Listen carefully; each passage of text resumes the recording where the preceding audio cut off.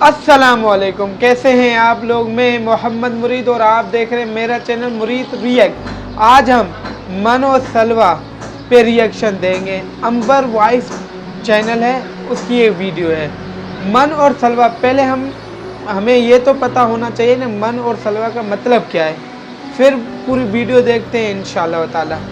मन का मतलब ये है कि धनिया का बीज की तरह एक वो था, शबनम की कतरों की तरह वो आके ज़मीन पे गिरता था और वो जमकर वो एक दरख्त बन जाता था या जो भी शाख बन जाता था, वो अल्लाह को इल्म है।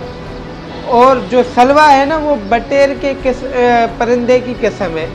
वो ये जो काफ़िला जो मिस्र से रवाना हुआ था, ये 6 लाख का तकरीबन काफ़िला था। ये काफ़िले के लिए अल्लाह हुक्म देता था, क्योंकि रेगिस्तान थे, रेगिस्तान में तो परिंदों का क्या काम, वीरान था, रेगिस्तान था सिर्फ। तो अल्लाह ने वो उनको हुक्म देता था जन्नत से, वो अल्लाह को इल्म है ना, वो अल्लाह ने उतारे हैं मन और सलवा उतारे हैं ज़मीन पर। तो वो इतनी तादादों में आ रहे थे कि आके उनके सामने बैठ जाते थे, जिनका जितना दिल चाहता उतना पकड़ के खा लेते थे। चलो चलते हैं अब वीडियो पर। आसमान से उतारा गया एक लजीज और मुआजिजाती ग़िज़ा। ये खाना बनी इसराइल पर कब और क्यों नाजिल किया गया था? क्या ये ग़ज़ा जन्नत से आया था या ज़मीन पर पैदा हुआ था? यही जानना है हमें। बनी इसराइल ने ऐसी क्या नाफरमानी की थी कि इसका असर आज तक हर तरह के खाने में मौजूद है?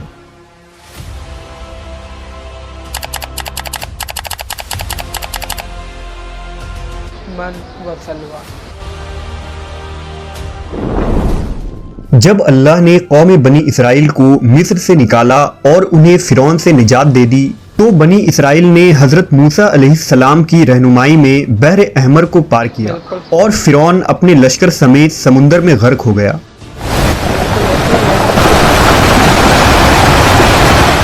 जब हज़रत मूसा को कुछ इत्मीनान नसीब हो गया, तो अल्लाह का हुक्म हुआ कि आप बनी इसराइल के इस लश्कर को लेकर अर्ज़ मुक़द्दस यानी शाम में दाखिल हो जाएं, जिस मुक़द्दस सरज़मीन का वादा बनी इसराइल से लिया गया था और जो उन्हें अता की जाने वाली थी। लेकिन उस वक्त अर्ज़ मुक़द्दस पर कौम अमालका का कब्ज़ा था, जो बदतरीन कुफ़ार थे और बहुत ताकतवर, जंगजू और निहायत ही जालिम लोग थे। हज़रत मूसा अलैहिस्सलाम बनी इसराइल को हमराह लेकर अमालका से जंग के लिए रवाना हुए, जिनकी तादाद 6 लाख थी। लेकिन जब ये लोग अर्ज़ मुक़द्दस के करीब पहुँचे तो उनके दिल में खौफ तारी हो गई और बुज़दिली पैदा हुई। उन्होंने हज़रत मूसा से कहा, इस शहर में जब्बारीन हैं जो बहुत ज़ोर आवर और ज़बरदस्त हैं, लिहाजा जब तक ये लोग इस शहर में रहेंगे हम हरगिज़ वहाँ दाखिल ना होंगे। यहाँ तक कि बनी इसराइल ने हज़रत मूसा से ये कह दिया कि ए मूसा, आप और आपका खुदा जाकर उस ज़बरदस्त कौम से जंग करें, हम तो यहीं बैठे रहेंगे। उनके इस रवैये से हज़रत मूसा को बहुत सदमा हुआ, लिहाजा अल्लाह ने उन्हें ये सज़ा दी कि जिस वादी में उन्होंने पड़ाव डाला था वहाँ 40 सालों तक वो भटकते रहे, मगर इस मैदान से बाहर ना निकल सके। इस मैदान का नाम मैदान तिया था, जो 27 मील के रकबे पर मुश्तमिल था।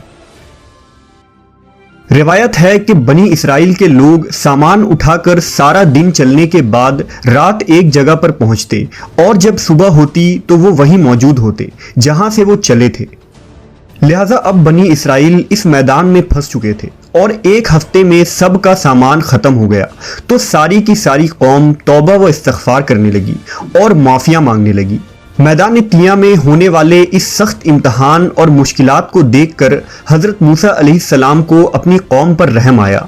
आपने अल्लाह के बारगाह में उनके लिए दुआ की, लिहाजा अल्लाह ने बनी इसराइल के लिए उस मैदान में बेशुमार अताएँ और नेमतें नाजिल फरमाई।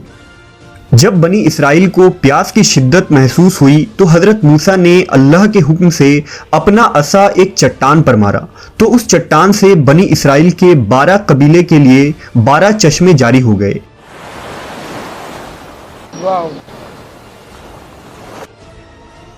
चूंकि ये वादी वसी मैदान पर फैला था, वहां सर छुपाने के लिए कोई जगह न थी और दिन के वक्त सूरज की धूप और तपिश से बनी इसराइल बदहाल हो जाते थे। लिहाजा धूप से बचाव के लिए एक बहुत बड़ा सफेद बादल सारा दिन बनी इसराइल के लोगों के लिए साया करता था। اس کے علاوہ رات میں میدان کے بیچوں بیچ ایک چمکدار ستون اترتا تھا جس کی روشنی میں وہ لوگ کام کاج کرتے۔ اس کے علاوہ بھی اللہ نے ان پر بہت سی عنایتیں کی تھی۔ انہی عنایتوں اور نعمتوں میں ایک نعمت من و سلوہ تھا۔ دراصل اللہ نے ان لوگوں کے کھانے کے لیے آسمان سے 2 قسم کے غذا اتارے تھے، ایک کا نام من اور دوسرا کا نام سلوہ تھا۔ من شہد جیسی میٹھی غذا تھی۔ انجیل کے کتاب خروج میں لکھا ہے کہ جب وہ شبنم سوکھ گئی تو انہوں نے دیکھا کہ میدان میں چھوٹی چھوٹی گول چیز پڑی ہے جیسا کہ پالے کے دانے ہوتے ہیں۔ بنی اسرائیل اسے دیکھ کر کہنے لگے، من یعنی یہ کیا ہے؟ تب موسیٰ نے ان سے کہا کہ یہ وہی غذا ہے جو خداوند خدا نے تمہیں کھانے کو دی ہے، اور اس نے تجھ کو پہلے آزمائش میں ڈالا اور تجھے بھوکا رکھا، پھر وہ من جسے تو اور تیرے باپ دادا بھی نہ جانتے تھے تجھے کھلایا، تاکہ تجھ کو سکھائے کہ انسان صرف روٹی پر ہی زندہ نہیں رہتا۔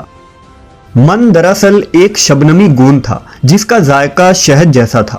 یہ گوند وہاں کے پیڑ پودوں کے پتوں پر جمع ہو جاتا تھا اور بنی اسرائیل روز اسے صبح سویرے جمع کر کے کھا لیتے، جو ہر شخص کے لیے تقریباً 4 کلو اترتی تھی۔ جو شخص اس وقت سویا رہتا تھا وہ اس دن کے خوراک سے محروم رہتا تھا۔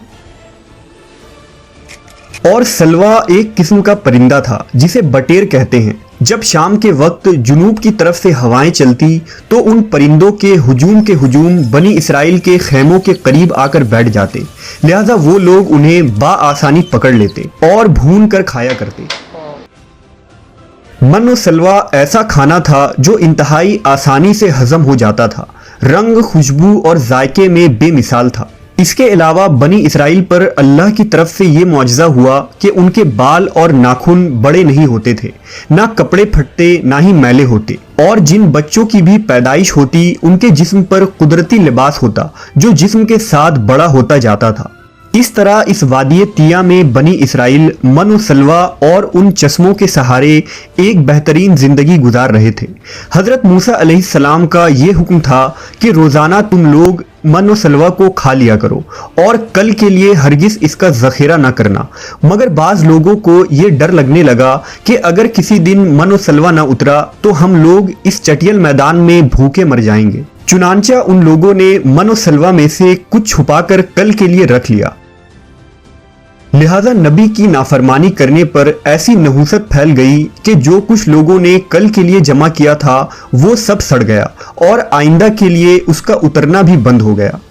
لہذا احادیث مبارکہ میں رسول اللہ صلی اللہ علیہ وسلم نے ارشاد فرمایا ہے کہ بنی اسرائیل نہ ہوتے تو نہ کھانا کبھی خراب ہوتا اور نہ گوشت سڑتا۔ کھانے کا خراب ہونا اور گوشت کا سڑنا اسی تاریخ سے شروع ہوا، ورنہ اس سے پہلے نہ کھانا بگڑتا تھا اور نہ گوشت سڑتا تھا۔ دنیا کے مختلف قوموں اور مذہبوں میں بھی آسمان سے اترنے والے غذاؤں کا ذکر ملتا ہے۔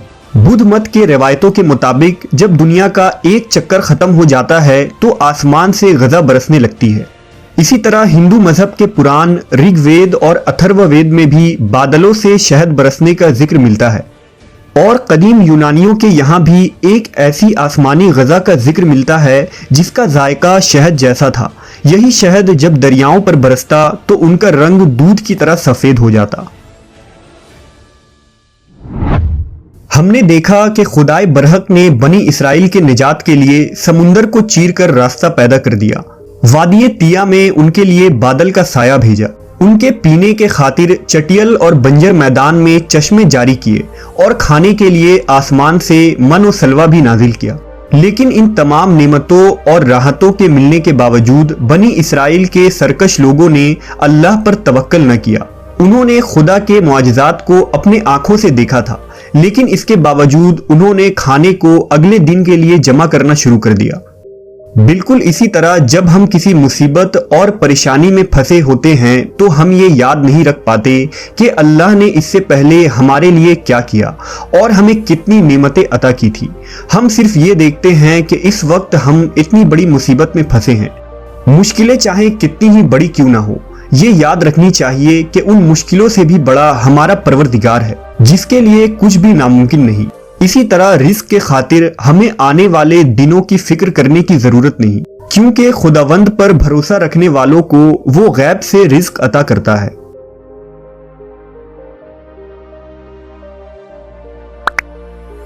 سو گائز ویڈیو اختتام پذیر ہو چکا ہے۔ ویڈیو نالج سے بھری ہوئی ویڈیو تھی، یہ علم میں بڑھانے والا مفید ویڈیو تھا۔ من و سلوہ اللہ کے ایک محبوب قوم تھا، بنی اسرائیل، اس سے اللہ زیادہ محبت کرتا تھا، وہ لاڈلی قوم تھی اللہ کی۔ اللہ نے ان پہ نعمتیں تو بہت ساری بھیجی، نبیوں کا سلسلہ بھی اسی قوم سے ہوا، اور جب اللہ نے من و سلوہ بھیجی، وہ دیکھیں نا، اللہ آسمانوں سے ان کے لیے کھانا اتار رہا ہے، بٹ وہ پھر بھی بے ایمان رہے۔ وہ کہہ رہے کہ ایک دن میٹنگ کی ان لوگوں نے، تو وہ یہ کہہ رہے تھے کہ یار یہ اگر کل نہ اترا تو ہم بھوکے مر جائیں گے۔ ان لوگوں نے ذخیرہ کرنا شروع کر دیا، اور اس دن سے کھانا خراب، اب آپ نہیں رکھ سکتے، کھانا خراب ہو جاتا ہے۔ ان کے بدولت یہ سارے انسانوں کو یہ بھگتنا پڑ رہا ہے۔ یہ ویڈیو اگر آپ لوگوں کو پسند آئی تو لائک، کمنٹ، شیئر، سبسکرائب لازم کریں۔ مجھے اجازت دیں، اللہ حافظ۔